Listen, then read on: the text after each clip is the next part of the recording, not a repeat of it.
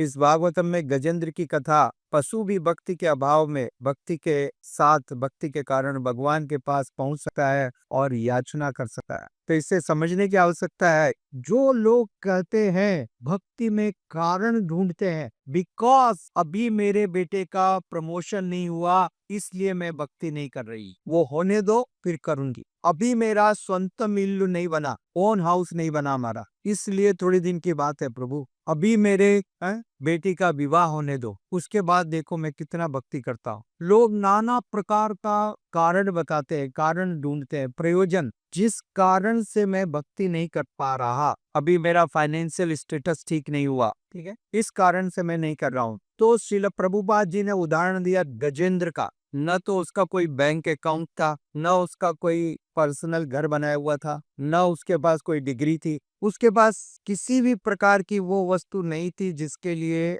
हम और आप चिंतित है, परंतु उस गजेंद्र ने भी भगवान की भक्ति करके भगवान को प्राप्त किया। इसलिए श्रीमद् भागवतम का कथन है, ययात्मा सुप्रसिद्धति अहेतु की अप्रतिहता। कृष्ण कृपा मूर्ति श्रील ऐसी भक्तिवेदांत स्वामी प्रभुपाद जी अपने प्रवचन में स्पष्ट करते हैं, भगवान की भक्ति अहेतु की है, अप्रतिहत है। ये किसी भी कारण पर, बाहरी कारण के ऊपर निर्भर नहीं है। It is not dependent on any external thing. किसी भी विषय, किसी भी वस्तु पर आधारित नहीं है, सिर्फ एकमात्र आपकी इच्छा पर आधारित है। आपका मन यदि दुष्ट है तो आप 1000 बहाने बता सकते हो, 1000, और सब के सब जेन्युइन लगेंगे, सारे के सारे जेन्युइन लगेंगे। तो वास्तविक रूप से किसी का कोई रोल नहीं है, जो रोल है वो आपके मन का है, दुष्ट मन का है। इसलिए श्रील भक्ति सिद्धांत सरस्वती गोस्वामी प्रभुपाद जी ने